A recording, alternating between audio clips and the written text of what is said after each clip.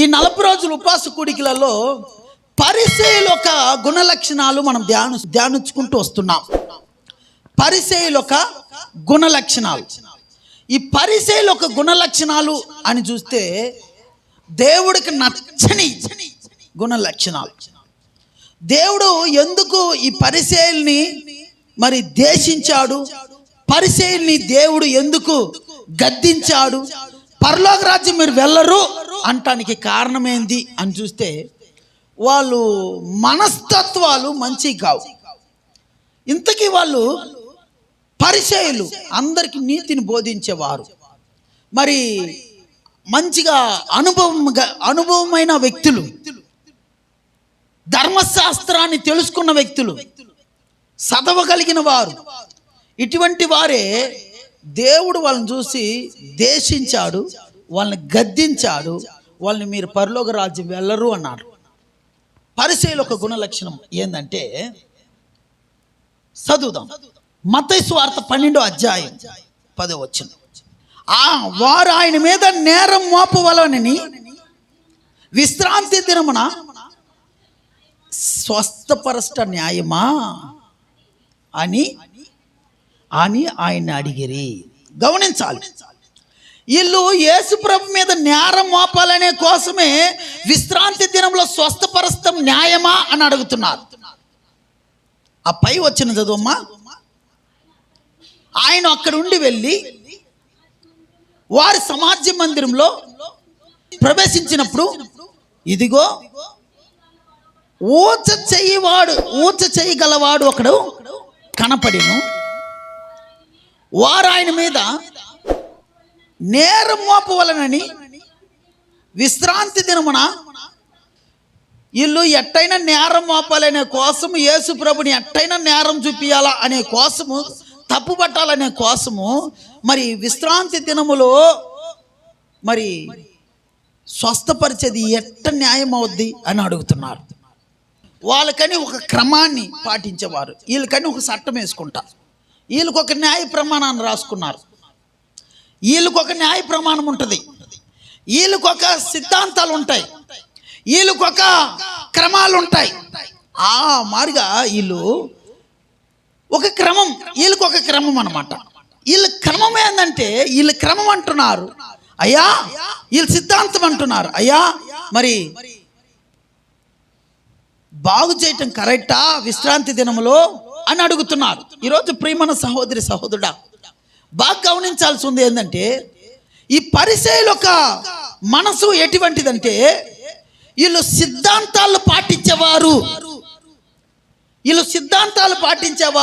వీళ్ళకని ఒక క్రమాన్ని రాసుకుంటారు, వీళ్ళకని ఒక గ్రౌండ్, వీళ్ళకని ఒక వర్క్ సర్కిల్, వీళ్ళకని ఒక సర్కిల్ గీసుకునేవారు. వీళ్ళు అటువంటి వారు అన్నమాట. వీళ్ళు ఈరోజు గమనించాలి, ఒక్కొక్కరికి ఒక సిద్ధాంతాలు ఉంటాయి, ఒక్కొక్క సంఘానికి ఒక సిద్ధాంతాలు ఉంటాయి, ఒక్కొక్క సేవకుడికి ఒక్కొక్క క్రమాలు ఉంటాయి. ఈరోజు ఒక్కొక్కరు ఈరోజు ఎలా చేస్తున్నారంటే అనేకులు ఈరోజు ప్రాముఖ్యంగా పరిసయ్యులు ఎవరు? పాస్టర్లు. సేవకులు పాస్టర్లు ఈరోజు ఏం చేస్తున్నారంటే ఇది మా క్రమము, ఇది మా సిద్ధాంతము, ఇది మా పద్ధతి అని చెప్పి ఈరోజు వాళ్ళ క్రమాన్ని, వాళ్ళ పద్ధతిని పాటిస్తున్నారు. ఈ పరిసయ్యులు కూడా ఎటువంటి మనస్తత్వం కలిగిన వారంటే ఇది మా పద్ధతి, ఈ పద్ధతిలో ఉండాలి మన నీతి, ఈ పద్ధతిలో మనం జీవించాలి అని ఈ పద్ధతులని పట్టుకొని, ఈ క్రమాలను పట్టుకొని వీరు వెళ్ళేవారు.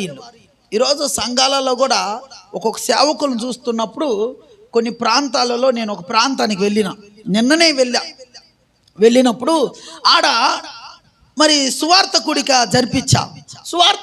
జరిపించినప్పుడు ఆ పక్కనే ఒక వ్యక్తి అక్కడ కూడిక జరిపిస్తున్నాడని సంగతి తెలిసింది. ఒక ఆమె వచ్చి నా అక్కడికి వచ్చి ప్రార్థన చేపించుకోవటానికి నిలబడింది. ఆమె ప్రార్థన అన్నది. ప్రార్థన చేసిన తర్వాత అయ్యా నువ్వెంత బాగా ప్రార్థన చేసావయ్యా, నేను ఎవరిని తెలియకపోయినా నువ్వు ప్రార్థన చేసావు, నా సమస్య కోసం, నా బాధ కోసం చాలా సంతోషంగా ఉందయ్యా. అదిగో పక్కన ఒక ఆయన ఉన్నాడయ్యా, ఆ సేవకుడు మరి ప్రార్థన చేయయ్యా అంటే, నా సంఘానికి నువ్వు వస్తున్నావు నేను నీకు ప్రార్థన చేయటానికి, నా సంఘానికి నువ్వు రానప్పుడు నేను నీకు ప్రార్థన నేను చేసేది అన్నారట. నాకు ఆశ్చర్యపోయినా, ఇదేంద్రా ప్రార్థన అడిగితే ప్రార్థన చేయకుండా, ప్రార్థన చేసేది కదా మన బాధ్యత కదా, మా సంఘానికి నువ్వు వస్తే కదా నేను నీకు ప్రార్థన చేసేకి అని చెప్పి ఆమెని బాధ పెట్టి మరి దేవుడు నామానికి అవమానం తెచ్చాడండి. అది మళ్ళా ఇంకొక వ్యక్తి అదే సేవకుడి గురించి చెప్తుంది. అయ్యా స్తుతికుడికి పెట్టుకున్నామయ్యా, స్తుతికుడికి పెట్టుకుంటే 5,000 రూపాయలు ఇవ్వాలనిండి అయ్యా, 5,000 రూపాయలు ఇస్తేనే నేను స్తుతికుడికి పెడతా, లేకపోతే నేను స్తుతికుడికి పెట్టాం అని 5,000 రూపాయలు తీసుకొని స్తుతికుడికి పెట్టాడు అమ్మ. అక్కడ మా అన్న స్తుతికుడికి పెట్టించుకున్నాడు, 3,000 ఇస్తే నువ్వు 3,000 ఇచ్చావు, 2,000 రూపాయలు నాకు బాకీ ఉంది, నువ్వు 2,000 ఇకపోతే నీ శాపం వస్తుంది అని చెప్పి నా మీద శాపాలు శపించాడయ్యా. ఇదేందయ్యా, బైబిల్ అట్ట కూడా ఉందయ్యా అని అడిగిందాన్ని.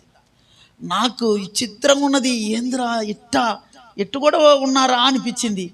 అయితే బైబిల్ దీనికి ఏం చెప్తుంది అని చూస్తే, బైబిల్ ఏం చెప్తుంది, బలవంత చేతన కాదు మనం తీసుకోవాల్సి ఉంది, వాళ్ళు మనసులో ప్రేరేపణించిన ప్రకారము వాళ్ళు ఇవ్వాలి అని వాక్యం చదవస్తుంది. ఎక్కడ చదవండి ఒకసారి, కొరింథీయుల్లో ఉంది, 2 కొరింథీయులు 9వ అధ్యాయం 7వ వచనం. సనుగు కొనకయు బలవంతం కాకయు ప్రతివాడును తన హృదయంలో నిశ్చయించుకున్న ప్రకారం ఇవ్వాలి, అంతే. ఇక్కడేం వాక్యం ఏమిటి చెప్తుంది, తన హృదయంలో నిశ్చయించుకున్న ప్రకారం ఇవ్వాలనని. ఆ పాస్టేమో నాకు 5,000 ఇస్తేనే నేను స్తుతికుడికి పెడతా, 5,000 ఇవ్వాలా, అది మా పద్ధతి అని అంటున్నారు వీళ్ళు పరిచయులు. ఇప్పుడు అర్థమైందా? ఈ విధులు పాటించేవారు అంటే ఈ పద్ధతులు సిద్ధాంతాలు పాటించేవారు వీళ్ళు చట్టాలు, వీళ్ళకని ఒక క్రమాలు గీర్చుకునేవారు వీళ్ళు. ఇటువంటి వారు మీకు అర్థం కావటానికి ఆ ఎగ్జాంపుల్ చెప్పా. అప్పుడు ఆమె చెప్తున్నప్పుడు నాకు అనిపించింది, 5,000 పెడితేనే 5,000 ఇస్తేనే మీటింగా, 5,000 ఇస్తే ఈగిపోతే 2,000 తగ్గిన దానికి నువ్వు శపించబడతావు, నువ్వు ఈగిపోతే శాపం వస్తుంది. అయితే వాక్యం అట్ట చెప్పలా, వాక్యం అట్ట చెప్తుంది, వాళ్ళ హృదయంలో ప్రేరేపించిన ప్రకారం బలవంతం చేత కాదు, ఉత్సాహంతో వాళ్ళు ఇస్తే దేవుడు ఇష్టపడతాడు దానికి. అటువంటి వారి చేతులు తీసుకోవాలి అని అంటుంది. ప్రియమైన సహోదరి సహోదరుడా, రోజు ఎందరో మరి క్రిస్మస్కి ఇంత ఇస్తే బాగుంటుంది, మన ఖర్చు ఉంది అని నేను ప్రకటన చేస్తా, అమౌంట్ కూడా ప్రకటన చేసి ఉన్నా కూడా. అయితే అందరు ఇచ్చున్నారా అంత అమౌంట్ అంటే లేదు. సరే అందరూ సరే, ఇంకా చెప్పాలంటే కొందరు ఈకుండా కూడా ఉన్నారు. నేను అప్పుడు కూడా వాళ్ళని ఈ రోజుకి కూడా అడిగింది లేదు, ఎందుకు వేయలే మీరు పండగకి ఏమి ఇలా అని ఈ రోజుకి అడిగింది లేదు వాళ్ళని మన సంఘస్థులు.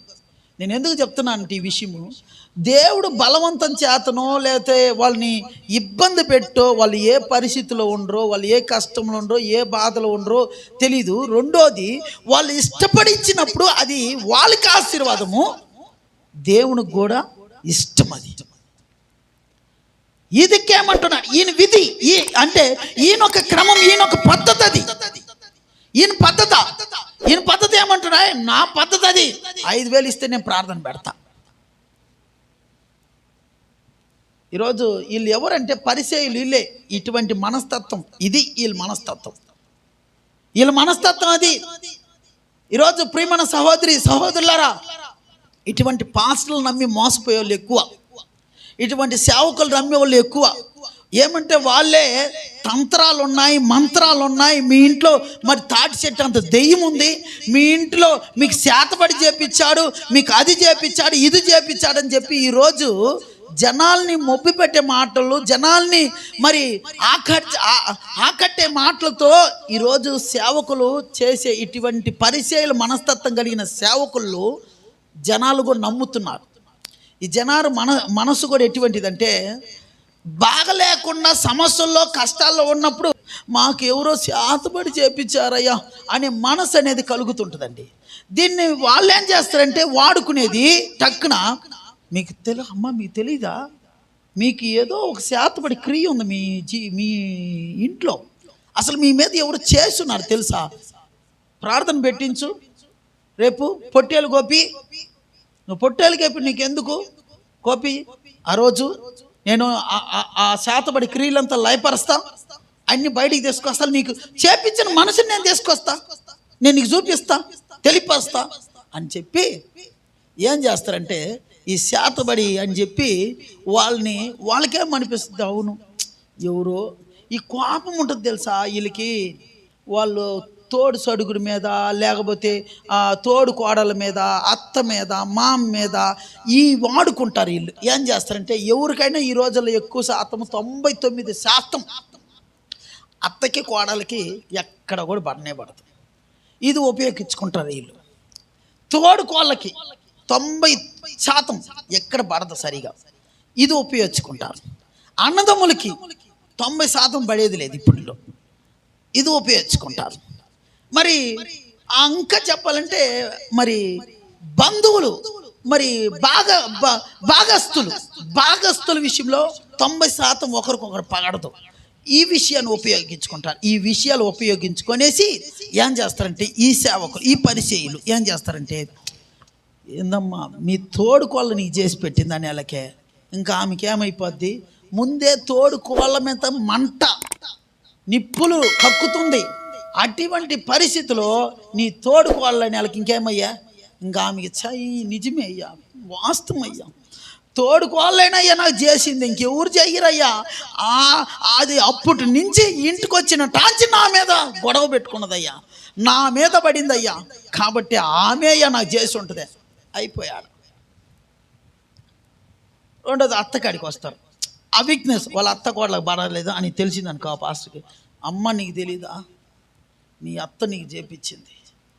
నీ అత్తమ్మ, అవునయ్యా నా అత్త నేను అత్త కాదయ్యా, తల్లిలాగా చూసుకున్నాయా, నా అత్త నాకు చేతబడి చేసి నేను నా సావాలా, వాడు కొడుక్కి ఇంకో పెళ్లి చేయాలని ఇలాంటి చేస్తుందైనా అత్త అని ఆడబెట్టాడు. మళ్ళా భాగస్తుల కాడికి, వీళ్ళు భాగస్తులకు పొలాల కాడ, మరి సొమ్ముల కాడ, ఆస్తుల కాడ గొడవలు ఉన్నాయి. అవి పట్టుకుంటారు. అవి వీక్నెస్ పట్టుకునేది, అయ్యా మీ పెదనాన్న కొడుకులయ్యా నీకు పెట్టించింది, ఇదే నీ పెదనాన్న కొడుకులయ్యా అది శాతపడి చేసింది అని అలాగే వాస్తవమయ్యా. వాళ్ళు ఆ రోజే వాళ్ళ సంపాలని మమ్మల్ని ఉండరయ్యా, నిజమే అయ్యా పాస్టర్ గారు నువ్వు చెప్పేది నిజమే. అసలు ఇంకా వైరాలు పెంచుతాం, ఒకరికొకరు వైరాలు పెంచేది, ఒకరికొకరు పగలు పెంచేది. వీళ్ళలా పగలు పెంచుకుంటాడు, ఈడేమో డబ్బులు సంపాదించుకుంటాడు. ఈరోజు ఉన్నారు ఇటువంటి వారిని ఈజీగా నమ్ముతారు. ఇటువంటి వారిని ఈజీగా ఉన్న సత్యాన్ని సత్యంగా బోధించే వాళ్ళని, ఉన్న వాక్యాన్ని పగలగొట్టి విప్పరించి ఇది పాపము అని గద్దించే వాళ్ళని దేశిస్తారు. ఈడు వాళ్ళు చేస్తున్న అక్రమానికి, వాళ్ళు చేస్తున్న పాపాలకి, వాళ్ళు చేస్తున్న వాటికి మద్దతిస్తూ మీ మీద పగ వాళ్ళకే అని చెప్పి పగని రేపుతుంటారు తెలుసా. వాళ్ళకైతే అమ్మ పొట్టెలు కోసి అన్నం పెట్టి వాడి చేతులు ఒక 10 రూపాయలు 10,000 ఇచ్చి పంపిస్తారు. ఇట్టోళ్ళు చాలా ఇల్లే బైబిల్లో ఈ పరిచయకులు, ఈ పరిచయలు ఇల్లే. ఇప్పుడు చెప్పండి ఎక్కడ ఉంది వాక్యములో 5,000 ఇస్తే స్తుతి గుడికి పెట్టమని ఎక్కడన్నా ఉందా? లేకపోతే నా గుడికి రాకపోతే నేను ప్రార్థన చేయను అనేది ఎక్కడన్నా ఉందా? లేకపోతే మరి కానుక తక్కువ ఇస్తే శపిస్తా, నువ్వు శాపం నీకు వస్తుంది అనేది ఎక్కడన్నా ఉందా? ఇటువంటి పరిశోధన ఈరోజు మనము మెలకోగలిగి ఇప్పుడు ఏంటంటే దేవుని రాకట్టు సమీపమైంది కాబట్టి కొత్తగా తయారవుతారు, నూతనంగా తయారవుతారు. కొత్త వాళ్ళు లెగస్తారు, కొత్తగా వస్తారు. కొత్త సిద్ధాంతాలు, కొత్త మరి ఉపదేశాలు కొత్త మరి చెప్పి జనాల్ని ఆకట్టి, జనాల్ని అది చేసి ఇది చేసి అలా ఇలా. ఒక ఆయన మంచినీళ్ళు తాగండి, ఇదిగో నేను దీవిసి ఇస్తున్నాను ఈ మంచినీళ్ళు నువ్వు తాగితే నీ బ్యాంకులో డబ్బులు వస్తాయని చెప్పేసి ఇది ఒక కొత్త నూతన మోసం బెంగళూరులో చేశాడు ఒక పాస్టర్. ఇంకో పాస్టర్ చెప్తున్నాడు. ఏమంటున్నాడంటే ఈయన ఈ రకరకాలుగా ఉన్నారండి, రకరకాలు తయారయ్యారు. ఇప్పుడు యూట్యూబ్లు ఎప్పుడైతే వచ్చినాయో అంతా బయటకు వస్తున్నారు. ఎక్కడొక్కడ చీకటి శక్తులుగా ఎక్కడెక్కడ దాముకున్న వాళ్ళంతా ఈరోజు బయటపడుతున్నారు. ఒక్కొక్కరు క్రైస్తువులే కొందరు ఇటువంటి పాస్టర్లను బయటికి తీసుకొచ్చి బయటేస్తున్నారు. అప్పుడు ఇటువంటి పరిసయ్యులు మనస్తత్వం వీళ్ళు. అందుకు వీళ్ళు విధులు, చట్టాలు, క్రమాలు, పద్ధతులు ఇది అని పాటించేవారు. వీళ్ళకని ఒక పద్ధతి రాసుకుంటారు, వీళ్ళకని ఒక క్రమాన్ని రాసుకుంటారు. ఇది కరెక్ట్ కానే కాదు. ఇటువంటి సేవకులను ప్రోత్సహించకూడదు, ఇటువంటి సేవకులు వెంబడించకూడదు, ఇటువంటి సేవకుని ఇంటి దగ్గర కూడా చేర్చుకోకూడదు. అంతే. మన వాళ్ళకి తెలియకుండా సేవకులు అనేది ఏం చేస్తారంటే ఇంటి దగ్గర కూడా చేర్చుకొని అన్నం పెట్టేది. వాడు పోత నీ ఇంట్లో దెయ్యం ఉందని చెప్పిపోతాడు, లేకపోతే నీ పోత నీ తోడుకోల్లో నీ వదినో నీకు శాతపడి చేయించిందని చెప్పిపోతాడు, లేకపోతే పోత అత్త కోడలు బాగున్న అత్తకోళ్ళకి నిప్పి పెట్టేది. నీ అత్తకి నీకు అవ్వకుండా మరి శాతపడి చేసి పెట్టున్నారు మీరు అనేది ఏదో ఒకటి చెప్పిపోతూ ఉంటాడు. వాడికి కావాల్సింది వాడు చెప్పిపోయిందో, నిజం చెప్పేయండి అయ్యా, కరెక్ట్ అయ్యా, అబ్బో ప్రవచనం చెప్పేసి నిజమే అనేది మనం ఏం చేస్తామో ఆ బీరువాల నుంచి తెచ్చి ఇచ్చి పంపిస్తాం. నిజమేది అంటే అసలు నిజమేది పాస్టర్లు నిజం చెప్పేదంటే ఏది తెలుసా? నీ అంతరంగ జీవితాన్ని ఈ వాక్యం వెలుగులో తీసుకొచ్చేది నిజం. హల్లెలూయా. నీ అంతరంగ జీవితాన్ని వాక్య వెలుగులో తీసుకొచ్చి దిద్దుకో అని చూపించేది నీతి. అది వాక్యం. దేవుడు చూపించి అనేకులు మార్చారు.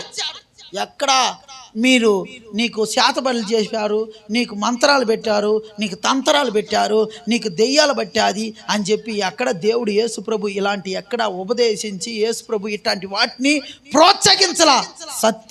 సత్యము విడిపించును, అంతే. యోహాను సువార్త 8వ అధ్యాయము 32లో చూడు. సత్యము ఎరుగుడి, చదువుతారా? అప్పుడు సత్యము మిమ్మును స్వతంత్రులుగా చేయును. ఎవరు స్వతంత్రులుగా చేసేది? సత్యం. నీకు వాక్యమే నిన్ను స్వతంత్రులుగా చేస్తుంది, వాక్యమే నిన్ను విడిపిస్తుంది, వాక్యమే నిన్ను సకల పాపాల నుంచి, పగల చీకటి శక్తుల నుంచి, అంధకార కార్యాల నుంచి వాక్యమే విడుదల చేసేది. వేరే ఏమీ లేదు. వాళ్ళ మాటలు వీళ్ళ మాటలు అది ఇది అని చెప్పి సిద్ధాంతాలు, పద్ధతులు, క్రమాలు ఈ బ్రౌండింగ్లో వాళ్ళు ఇలాంటివి రాసుకొని మోసపరిచే వాళ్ళని మీరు నమ్మొద్దండి, వాళ్ళని ప్రోత్సహించి వాళ్ళని వెంబడించొద్దండి.